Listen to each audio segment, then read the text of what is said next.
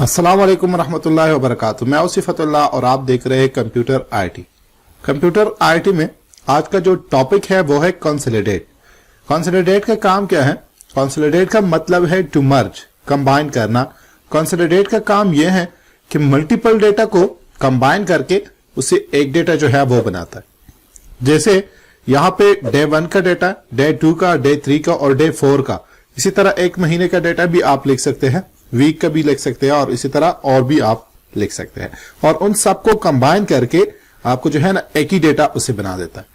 तो यहां पे मैं आता हूं, मेरे पास डेटा है कुछ डे 1 का, डे 2 का, डे 3 का और इसी तरह डे 4 का।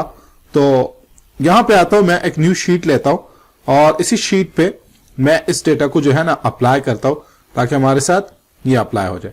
तो यहां पे क्लिक करके कंसोलिडेट पे क्लिक करता हूं। कंसोलिडेट में हमारे साथ नंबर 1 जो है फंक्शन है। तो यहां पे ये कह रहा है कि कौन सा फंक्शन अप्लाई करना है। अगर आप ऐड करना चाहते हो तो सम अप्लाई कर दे, काउंट करना है तो काउंट अप्लाई कर दे, सम एवरेज है, मैक्सिमम है, मिनिमम है, प्रोडक्ट वगैरह डिफरेंट फंक्शंस यहां पे मौजूद है। तो किसी भी फंक्शन को आप अप्लाई कर सकते हैं।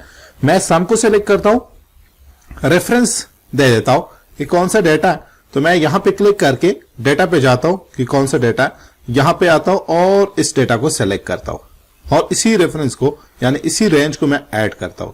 इस तरह डे 2 का डेटा ये है और डे 3 का डेटा ये है हमारे साथ और लास्ट वन डे 4 है और डे 4 का डेटा हमारे साथ ये है। अब यहां पे भी चेक लगाता हूं, यहां पे भी चेक लगाता हूं। ये दोनों चेक हमारे साथ डेटा को हाइड और शो करने के लिए है। यहां पे चेक लगाता हूं रो वाइज या कॉलम वाइज।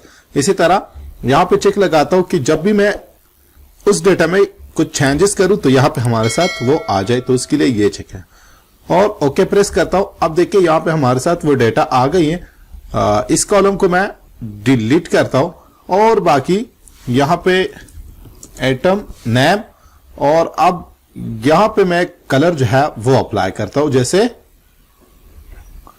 होम पे आता हूं और होम में यहां पे हमारे साथ डिफरेंट कलर्स मौजूद है, तो किसी भी कलर को आप दे सकते हैं। तो इसके ऊपर मैं ये कलर अप्लाई करता हूं, इन सबको सिलेक्ट करके बॉर्डर दे देता हूं। अब देखिए यहां पे हमारे साथ जो है ना वो डेटा कुछ इस तरह आ गया है कि हमारे साथ रैम है।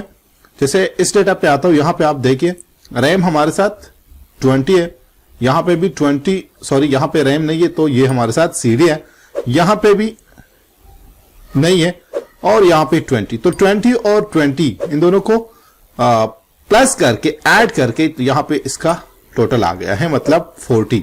इसी तरह पर प्राइस अगर आप देखें, पर प्राइस यहां पे इसका जो है 300 है और इसका भी 300 है। तो 300 प्लस 300 इक्वल टू 600। अब 600 आ गया है। तो यहां पे आप अब देखिए 440 और 300, अब ये दोनों मल्टीप्लाई होकर ये आंसर नहीं है, ठीक है।